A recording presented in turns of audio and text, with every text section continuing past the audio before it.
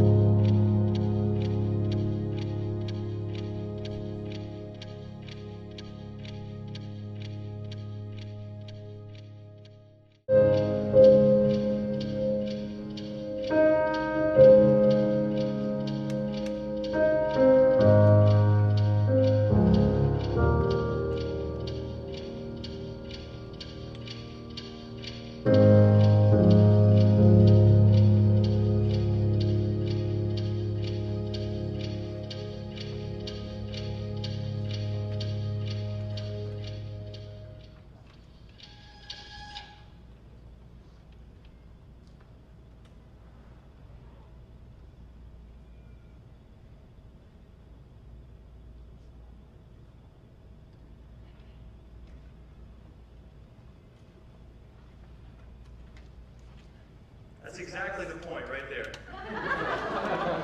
That's exactly the point. You guys don't like to wait. Nobody likes to wait. Like, the dude should be up there. The super, ultra, fashionable white guy should be up there talking to us about pro-Jesus things by now. That's what you're sitting there thinking. Like, we don't like to wait. It makes us uncomfortable.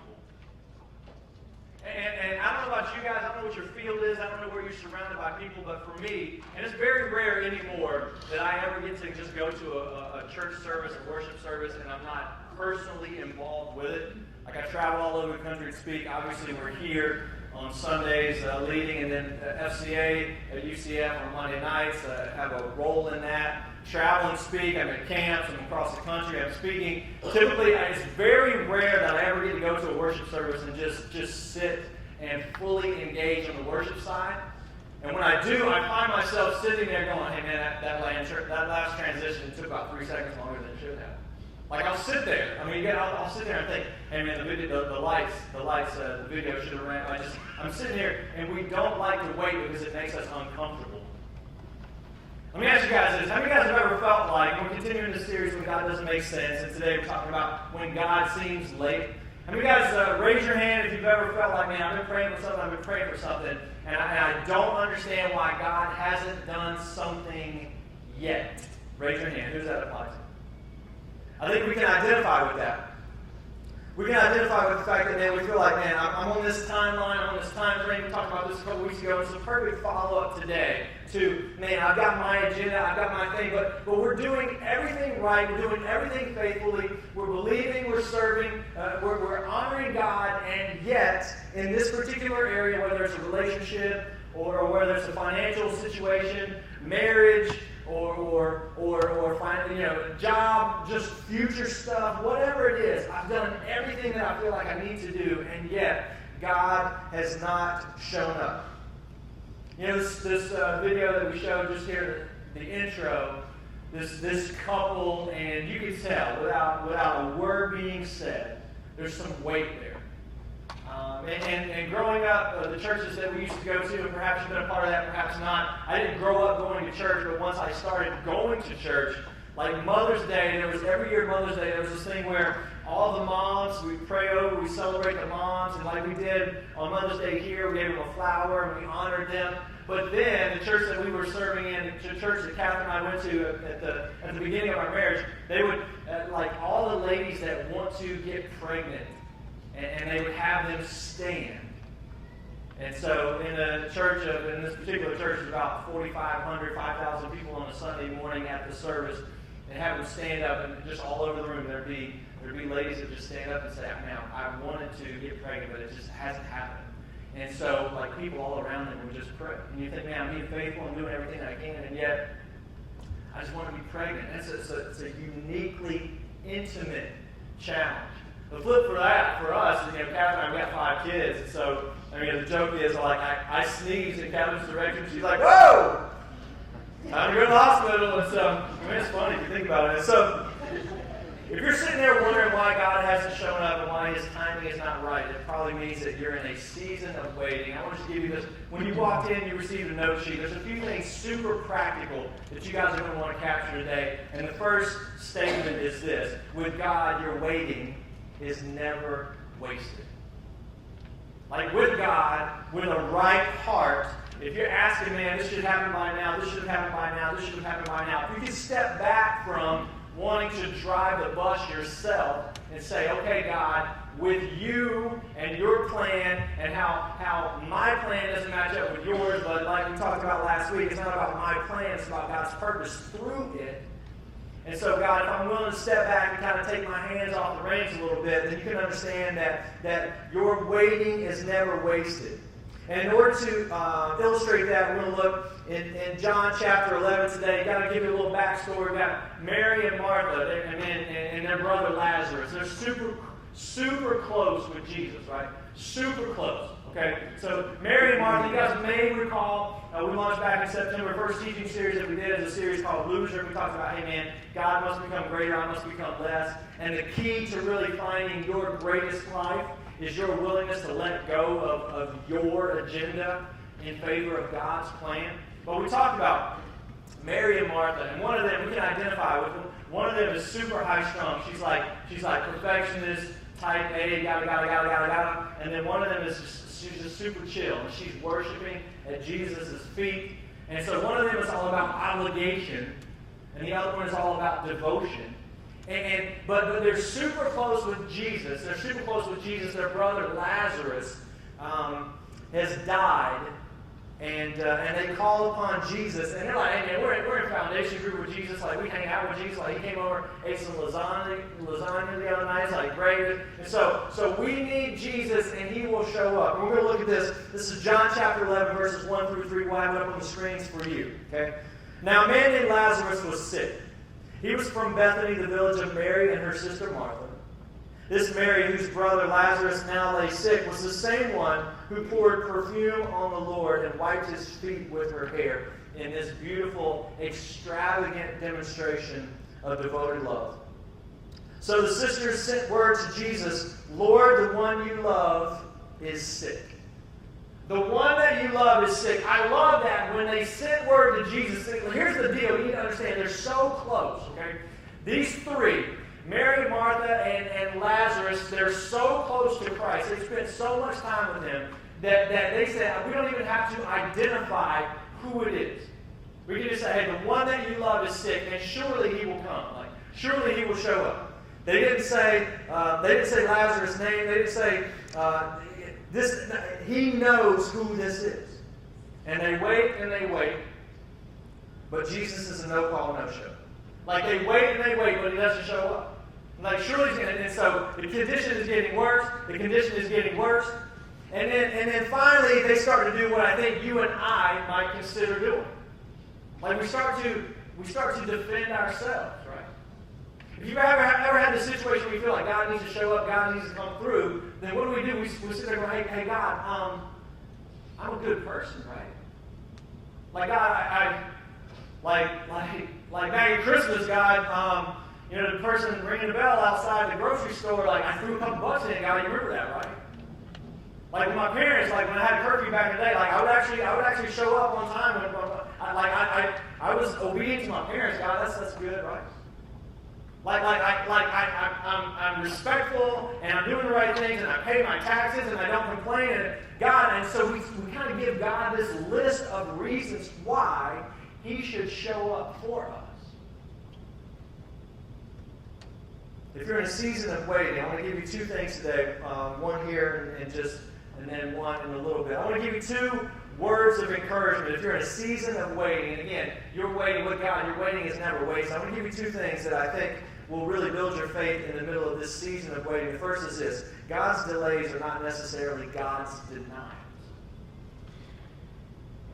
I want to encourage you to write that down. God's delays are not necessarily God's denials. In other words, just because God has not done it yet does not mean that God does not intend to come through for you in this particular instance. Just because God has not answered the prayer yet does not mean that he does not intend to. Verse 4, continuing. When he heard this, Jesus said, "The sickness will not end in death. No, it is for God's glory, so that God's Son may be glorified through it." Now we're going to walk through this entire chapter in John chapter 11, and this is the fourth verse, and we're going to get into the 40s in terms of, we're going to walk through this, but this is the fourth verse, and Jesus says very matter-of-factly, this sickness will not end in death. Notice, for God's glory, so that God's Son may be glorified through it. Jesus said, I know what's going on, but you need to understand, I've got a plan, and it will all work out.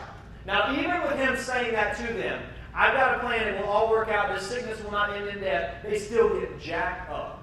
And we'll talk about that here in just a second. But what they're going to experience is a divine delay. Again, God's denials are not, or God's delays are not necessarily God's denials. And the simple truth is, and I found this to be true, God may want to do something, oftentimes God wants to do something in you, okay, before he does something for you. God wants to do something in you before he can do something through you. God wants to kind of stretch you a little bit and challenge you a little bit and bring you through a growth season a little bit before he just gives you what it is that you desire. Because the simple truth is, lots of times, if we're granted what we desire when we desire it, we wouldn't rightly steward it in the first place. We wouldn't know how to handle it in the first place. I was sitting there with my kids one time, and we're getting ready to have dinner or whatever, and we just had some cake. Mom just made some cake, and so they go and they cut the cake. We're sitting down. We haven't even had dinner yet. Now, that's my style, man. That's my style. Like roast is great, but if you give me a couple slices of yellow cake with some chocolate icing and some ice cold 2%, which it does sound really good. Yes, perfecto. And so I'm like, hey man, let's have the cake first. I'm like, hey Dad, can I have some cake? Like, yeah, you can when the time comes. You can have cake, but I want the cake. But I promise. And Elijah's a great eater. Like, he'll eat everything. I'm like, dude, you need to, because he weighs like 16 pounds. I'm like, bro, you need to eat some more. Elijah would eat everything. I've never had once him say, hey man, get on the broccoli or whatever. But if he says, hey, can I eat the cake? I know he's going to eat his meal, but I say, hey man, there's a time for that. You have to wait for that. And he didn't give me a bad time, he didn't give me an attitude or anything. But he understands that there is an order and a plan. Sometimes God wants to do something in you before he does something for you. I can identify with that. You guys can, if you're a parent, you can identify with, man, there's some things that you want to reveal or teach to your kids, or you guys, ladies who are athletes, or you're part of an organization, the coach, man, you got to earn things. You got to earn respect. You got to earn your place. There's a process and an order, because if you're just given stuff, then it doesn't mean as much to you. That's why today, one of the challenges is that young people getting married today, they instantly want, man, I want to live in a house the same size as my mom and dad live in. They don't account for the fact that mom and dad, man, they've been working for 40 years, and they bought a house and sold it, and now they've landed at this place. Like, for us today, like, we instantly want that. I want the job as soon as I come out, and man, I want to be making X number of dollars, because that's, and we don't understand that there's a process, man. You got to pay your dues, you got to work through, and you got to build towards something. We hate to wait. We want instant gratification right now. The simple truth is, lots of times that instant gratification can be a dangerous thing for us. Listen to this. So time goes by, Jesus has not arrived, and Lazarus is getting like really sick, like really, really sick. And things are just kind of deteriorating, like literally deteriorating, and Lazarus breathes his last breath. And Jesus still hasn't shown up. And so Mary and Martha, they're sitting there, and man, there goes a praise report at Sunday school on Sunday, like, no, but he came to the house the other, he was just at the house the other night, we were just hanging out together, like, surely Jesus would come and do this for us. Like, we didn't have to say who it was. Jesus, the one that you love, is sick. Surely you will come for that. And he doesn't show up. Now remind you, Jesus said to them, this sickness will not end in death. It is for God to be glorified. And now he's dead. Eventually, a long time later, Jesus will finally show up. We'll get to that here in just a second. This is verse 17. Okay, at this point, Lazarus is all caps, way dead. Okay, it says this. On his arrival, Jesus found that Lazarus had already been in the tomb for 4 days. For 4 days. Say 4 days. That's a long time. We talk about post-deadness. That's a long time. You're like, Jesus, why didn't you show up? Jesus, why didn't you show up? Now, culturally, here's what you need to understand, too. Like, this is Jesus' way of saying, hey, I'm going to show you guys what's up. Culturally, there was the people in the first century, they believed that for the first 3 days after death, it was purely superstition. Purely superstition. For the first 3 days after death, they believed that the spirit of the person would hover above their body. They did.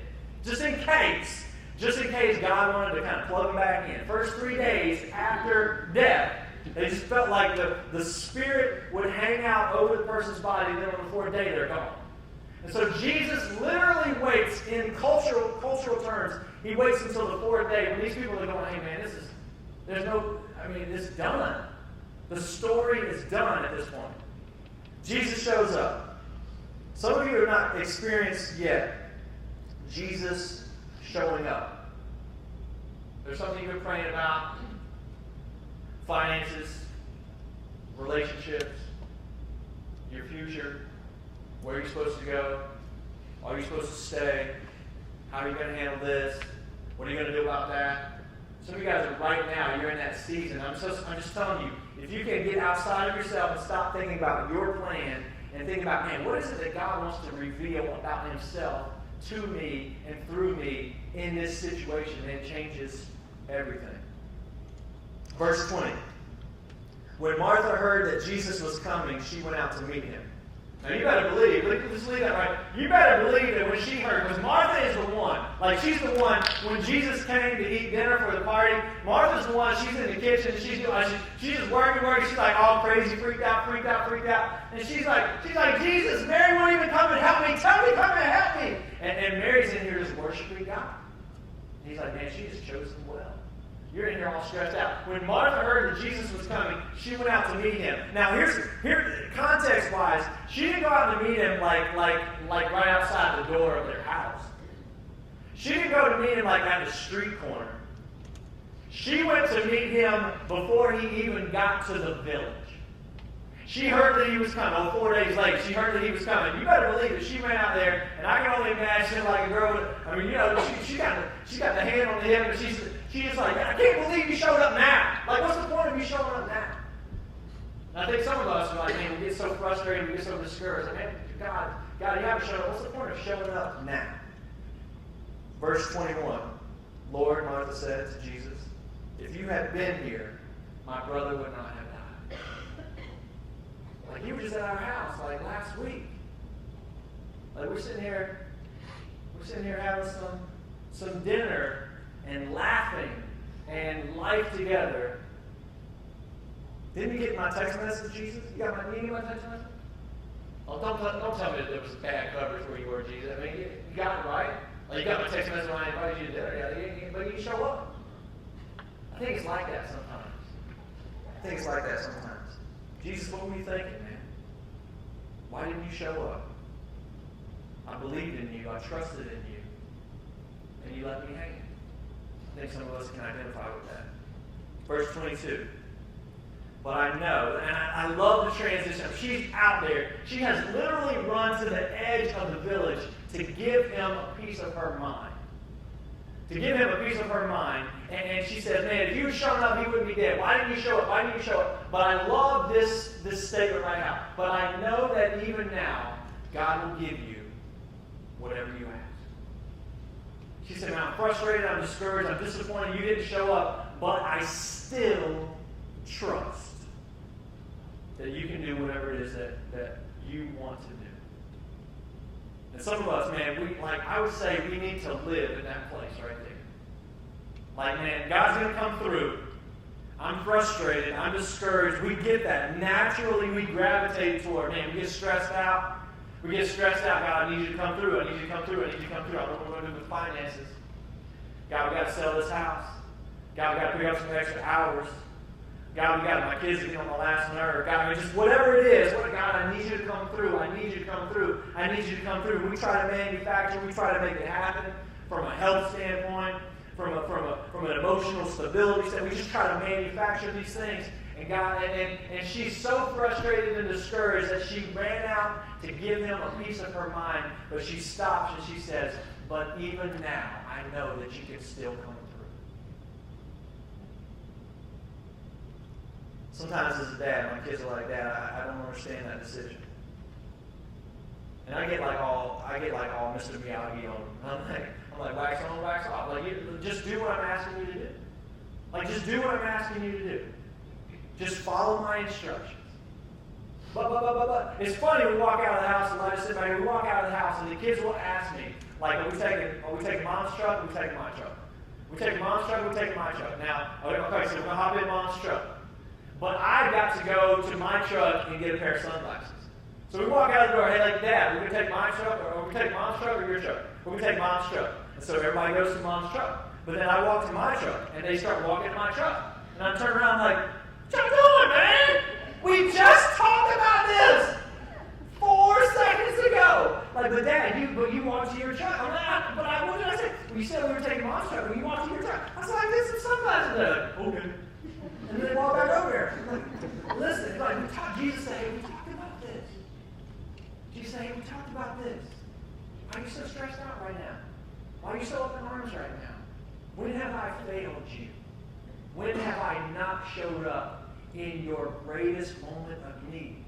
I told you right from the beginning that this will not end in death.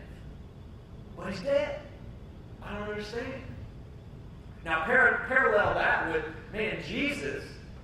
Jesus is giving his life, and the disciples are like, man, but now he's dead.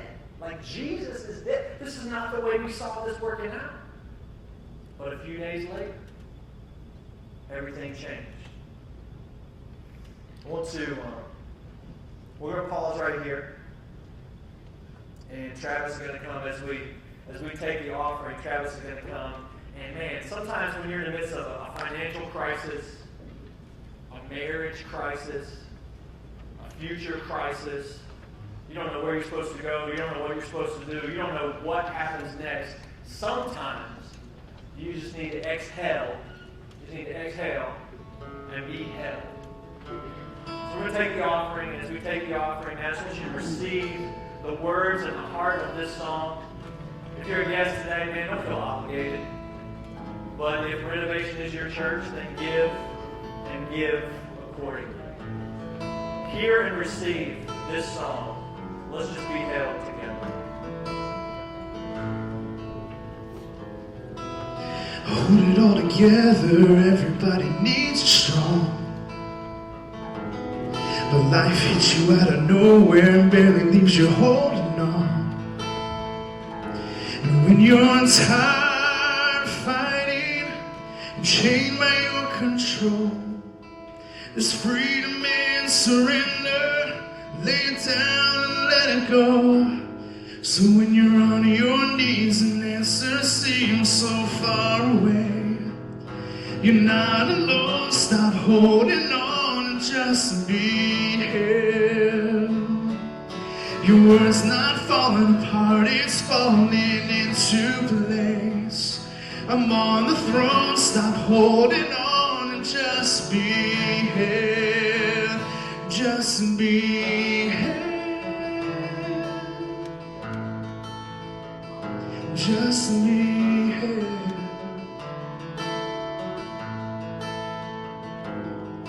If your eyes are on the storm, you wonder if I love you still. But if your eyes are on the cross, you'll know I always have and I always will. And not a tear is wasted. In time you'll understand. I'm painting beauty with the ashes. Real life is in my hands. So when you're on your knees and answers seem so far away, you're not alone. Stop holding on and just just be held. Your world's not falling apart, it's falling into place. I'm on the throne, stop holding on and just be held. Just be held. Just be held. Lift your hands, lift your eyes. In the storm is where you'll find me. It's where you are. Hold your heart, I'll hold your heart. Come to me, find your rest in the arms of the God who won't let go.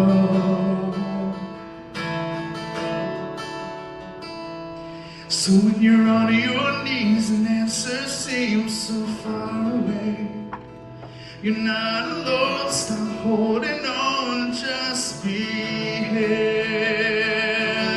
Your word's not falling apart, it's falling into place. I'm on the throne, stop holding on, and just be held, and just be held,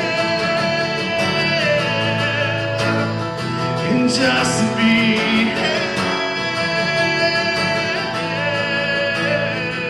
Just be held. Oh, just be held.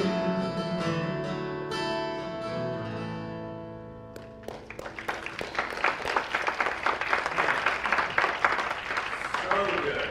So good. Thank you, Travis. So good.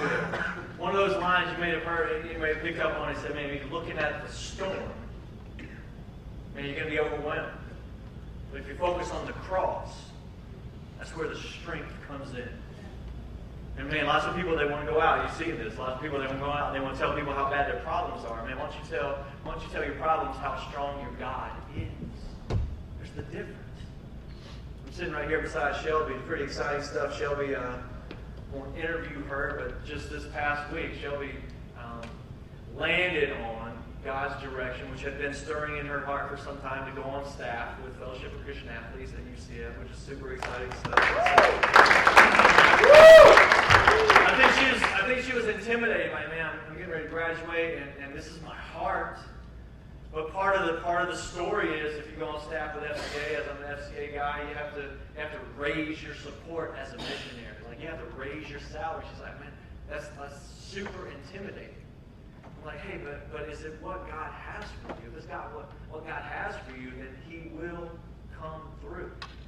And literally, the very first day we sat down and we had a meeting and we're talking, and here's what we're going to have to do and how much money we got to raise. And before that first day was done, God had brought in 2 months worth of her full year's financial responsibilities that she had to raise. And she's just sitting here in tears. Like this beautiful, transparent, completely sincere, like, God, you are capable. Like, God, you are faithful. Like, God, why did I ever doubt? Why did I ever question? You are who you claim to be. You are capable of what you suggest. Let me give you this thought. Second thing I want you to remember today is, if God always met your expectations, He would never have the opportunity to exceed your expectations. If God always met your expectations, He would never have the opportunity to exceed your expectations. If God met your expectations, then oftentimes you would have to settle. Because He's got something greater. And that's not some spiritual mumbo jumbo. That is not prosperity gospel. No, I'm telling you that I was engaged to be married to a girl in North Carolina. And when I said, I feel like God wants me to move to Florida, and she said, well, if God wants you to move to Florida, you move by yourself, because I'm not supposed to move to Florida. I'm supposed to stay here with my family. Man, I was broken. I was destroyed. I was like, man, what are you... Like, no, but we talked about, like, our future. Like, we talked about our future. And she said, if your future's in Florida, then your future is with somebody else. It's not with me. And man, I was broken and I was destroyed. And now you guys and ladies cannot even imagine me not being with Catherine. You can't even imagine that. Because God said, man, I've got something great, but it's not on your time frame, it's on my time frame. And yesterday, uniquely sensitive subject, yesterday, and I performed 29 wedding ceremonies. Yesterday, I was scheduled to perform wedding ceremony number 30. But it didn't happen. And it's been on the books. It's been on my calendar for about 18 months. This couple I've known for a long time, and they've been walking together, and it's coming, and it's coming, and then a few months ago, I kind of get sense for, man, there's definitely some red flags here. And then about 6 weeks ago, the bride-to-be really couldn't even, she struggled to even bring that to me herself. And so I talked to her mom, and she said, it's called off, the relationship, it's done. Now, on the one hand, man, you think about how difficult that is. But what I tell people all the time as I prepare them for walking that aisle and joining their lives together, I say, man, it's so much easier. Yes, it's awkward to have a conversation with some people and say, hey, we're not getting married. It's really awkward to have that conversation with a handful of people 2 months before. It's so much greater to have that conversation, though, than 3 years later to sit down at the dinner table and the guy says, hey, listen, I don't love you. We're done. Like, how do you reconcile that in your heart? And I would encourage you with this thought, man. I would encourage you with this thought. The simple truth is, if you trust God, your waiting is not wasted. And you're like, no, but I got to marry this guy, but this girl. The simple truth is, God might have something so much greater that 3 years from now, you'll look back and go, man, if I'd have settled for that guy, man, we'd be in trouble. If I said, man, but this job, man, this is the one. I feel like this is the one. I got to go for it. And then 4 years later, or 6 months later, you hear that company is laying people off, and the first ones that they hire, the most recent ones they hire, are the most recent ones to go. And you sit there going, man, God had something different and better if you're just willing to trust the process. Verse 23 and 24. Jesus says to her, your brother will rise again. Martha answered, I know he will rise again in the resurrection at the last day. Jesus is talking matter-of-factly here and now in real time. Your brother will rise again. And Martha is thinking spiritually, okay, I understand at the resurrection, he's going to be renewed.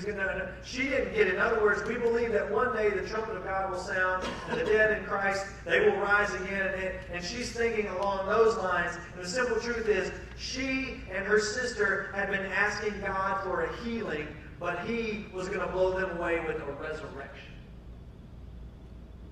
Like they were willing to settle for a healing, but God said, I'm going to blow you away. I'm working on a whole nother level. Turn to the person beside you right now and say, whole nother level.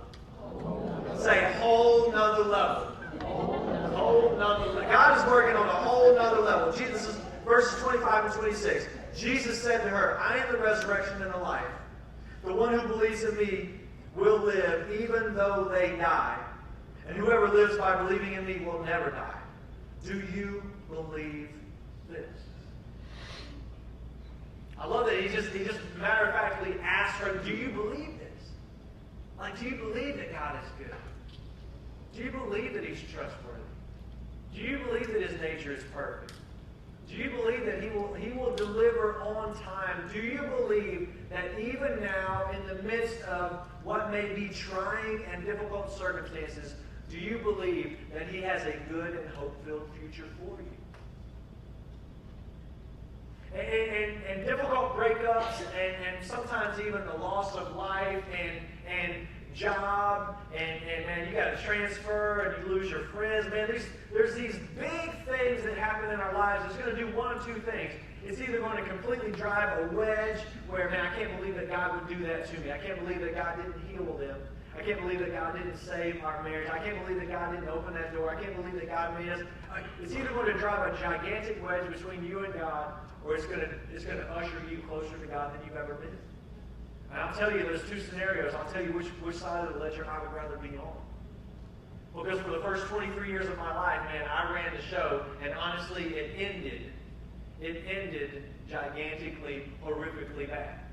So much so that I'm sitting on the side of my bed as a college dropout in a relationship with a girl that I did not love and I did not respect and I did not honor. And I had to apologize to her parents for the way that I was treating her. And I rolled out of this bed and I said, God, if you're real, I need you to show me, because my life sucks and there's got to be something greater than that. And God, a very big God and a very real God, says, hey, if you're serious about wanting to know if I'm real, then come on and let's go. I will show you.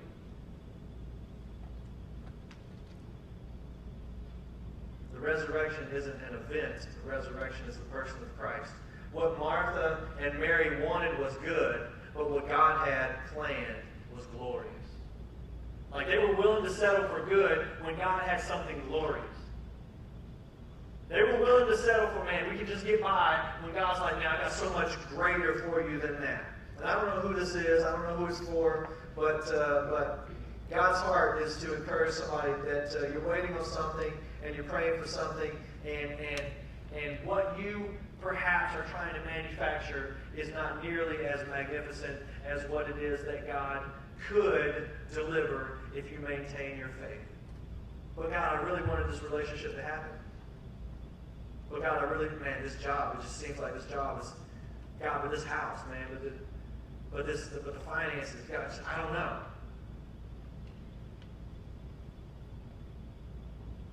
Recap just real quick, verses 27 through 34. So Martha comes out to give Jesus a piece of her mind. He's like, okay, I'm aware. And then she goes back, and Mary finds out, and then when Mary finds out, and she comes running with a heart that loves God, and she comes running after him, and now the townspeople, the villagers, their friends, all these people, they understand, man, Jesus has shown up. And they know the relationship that he had with Mary and Martha and Lazarus. And they know that they've been asking, God, will you please, God, will you please, God, will you please? And everybody's watching, everybody's looking, and Jesus hasn't shown up. And now all of a sudden he's shown up. And so like there's this contingent of villagers that are walking along, and they want to see what happens. And the simple truth is, if you're a person, man, in your sphere of influence, in your job place, in your cul-de-sac, in your neighborhood, on your dorm room floor, in the apartment complex, in your sphere of influence, wherever it is that you're surrounded by people, your team, your program, whatever the case may be, if you have claimed faith, then people are watching how you're going to respond when God doesn't respond the way that you want him to.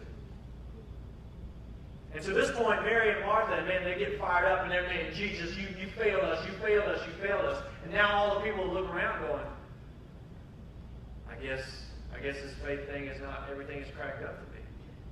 And lots of times we lose sight of the fact that it's no longer our reputation. Man, if I claim Christ and faith, it's no longer my reputation that's at stake. It's now the reputation of Christ and the way that I behave and the way that I act and the way if I fly off and I disrespect and I'm disobedient, I'm lack of trust or whatever the case may be. It's not people looking at me going, man, hey, this guy's a loser. It's people going, apparently God is not who he claims him to be. Man, I don't want that on me. One of the most quoted verses, the memory verse. Each week we give you a memory verse, and some of you guys would love for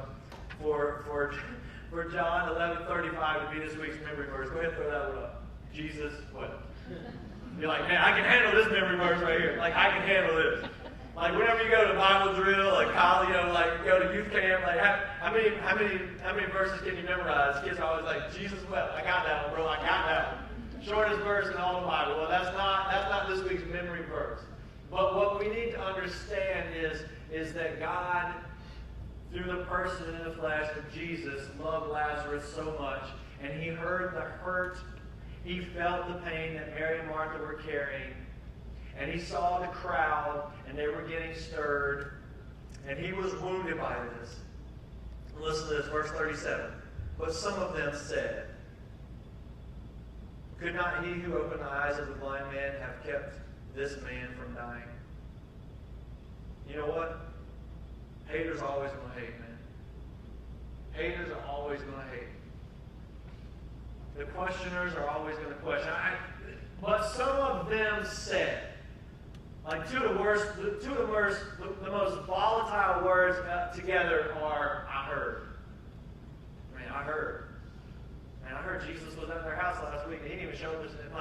Like they said, he's the one that he loves show up to heal. Like, he's out there healing. He's healing Romans. So, like, nobody even likes the Roman soldiers. He's out there making a difference in the lives of strangers.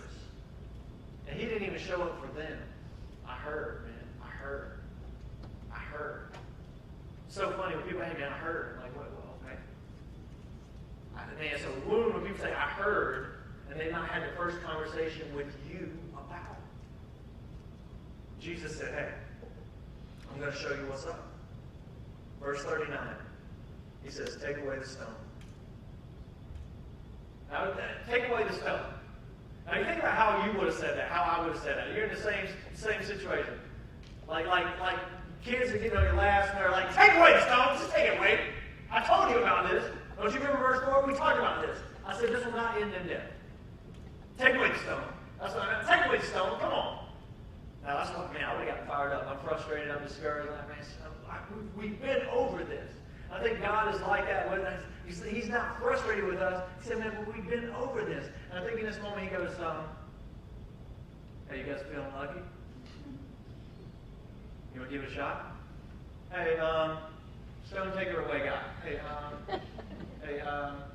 take away the stone. Let's just see what happens. Hey, take away the stone. And let's see what happens. The second part of that verse. But Lord, said Martha, but Lord, by this time there's a bad odor, for he's been in there for 4 days. Like culturally, everybody believes.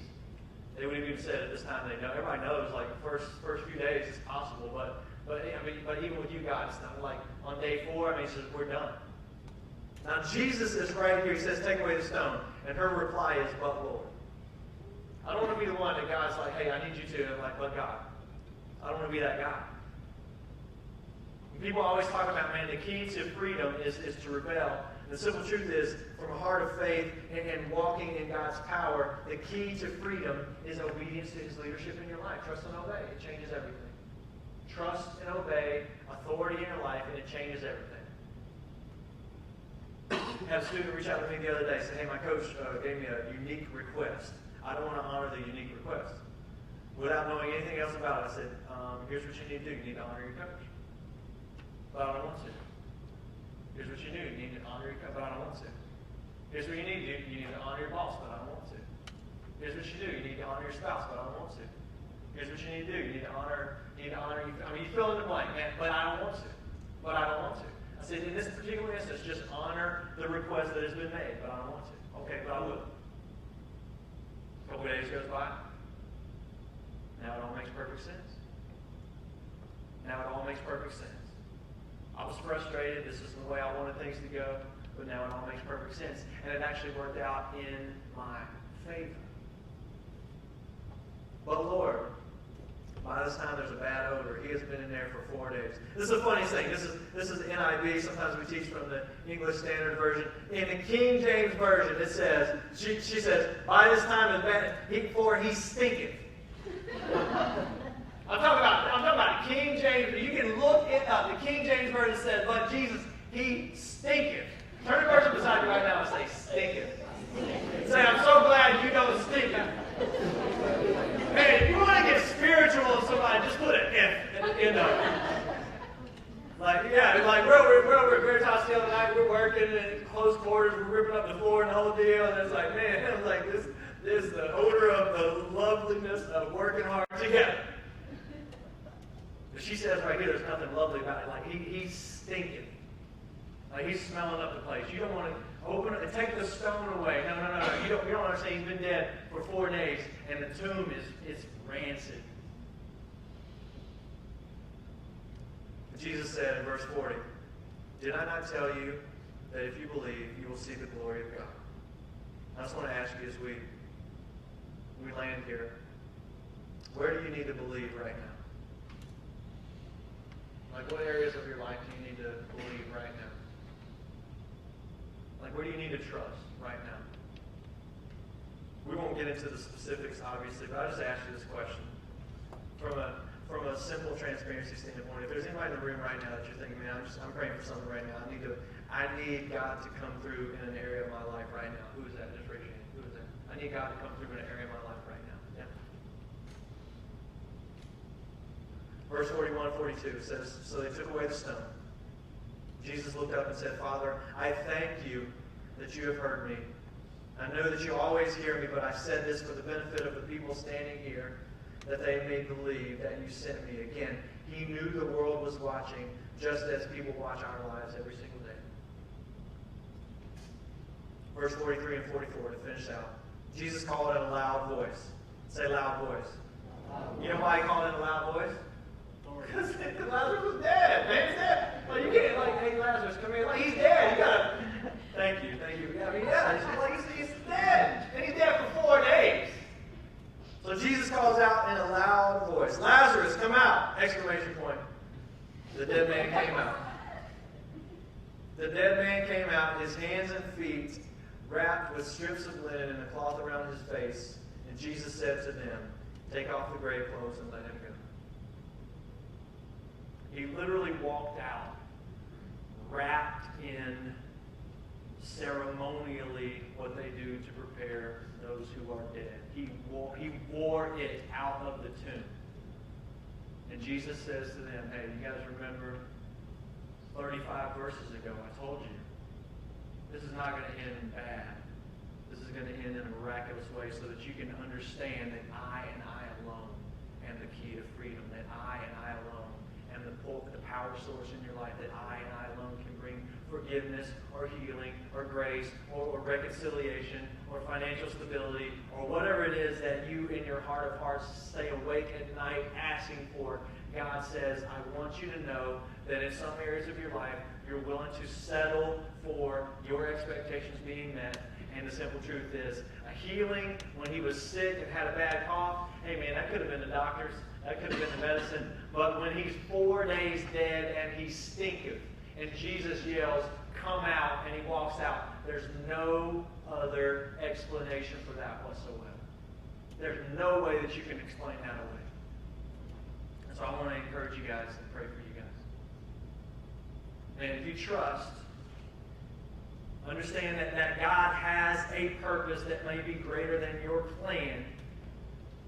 That he is enacting something even now, that he wants to accomplish something in you before he accomplishes something or does something for you or through you that changes everything. Trust and obey. I want to pray for you guys. Bow your heads. You guys got your heads bowed. I just asked you a minute ago if there's any of you that got something in your life that we need to pray about, that you need to see God come through. You guys got your heads bowed. I don't know what those scenarios are. Just because you're not married now doesn't mean that God is not lining that up for you. Just because your marriage is difficult now does not mean that there will be a breakthrough that will come if you remain faithful and you and your spouse will be more intimate than you could ever imagine. Just because you have no idea right now what your future holds, do not lose sight of the one who holds the future. Just because your children are not serving God the way that you wish that they would does not mean that they will not at some point understand God's great grace and want to share that with others. Just because things are not lining up for you right now the way that you wish does not mean that God is not able to do immeasurably more than you can think or imagine. Just because you don't see it today does not mean that it will not be seen. Faith is the evidence of things that have not yet been seen. God, thank you for your great grace. God, if there's anybody in this room right now that needs to place their faith in you. See, belief is great, but belief in what? Not belief in positivity, not belief in the universe, not belief in karma. Belief in you, Jesus, as the way and the truth. Belief in you, Jesus, as the resurrection. Belief in you, Jesus, as the overcomer of death, the overcomer of sin, the overcomer of regret, the overcomer of failure, the overcomer of lost hope. Belief in you, trust in you, Jesus. And just like this picture we see in Scripture today, there was one who was sick and then his life was lost and was brought back death was defeated. And God's simple truth is we are sick and lost in our sin, and yet through trust in you, we can be resurrected to a new life and never thirst again. So God, if there's anybody that needs to trust their lives to you, trust their hearts to you today, would you usher them into your presence even now? God, I know there's some wounded hearts in this room. There's some fearful hearts in this room. There's some people right now that need to lean not on their own understanding, but in all their ways acknowledge you and trust that you will make their paths straight. God, there's some people that need you to come through. And if that's with relationships, God, you came to reconcile and restore relationships. You and you alone are most capable for that. God, for finances, for wisdom and direction, job situations. God, for healing, mental healing, emotional healing, spiritual healing, physical healing. God, would we just trust that even now you can come through. We pray these things in the name of the grace giver, Jesus. Amen. Sometimes trusting and waiting and being patient is not something that we're good at. But sometimes the Lord wants to work in us before he works through us. And again, this service was just what I needed to hear, and I hope that it is exactly what the Lord wanted you to hear and that he spoke to your life. Thank you for listening, and you have a great week.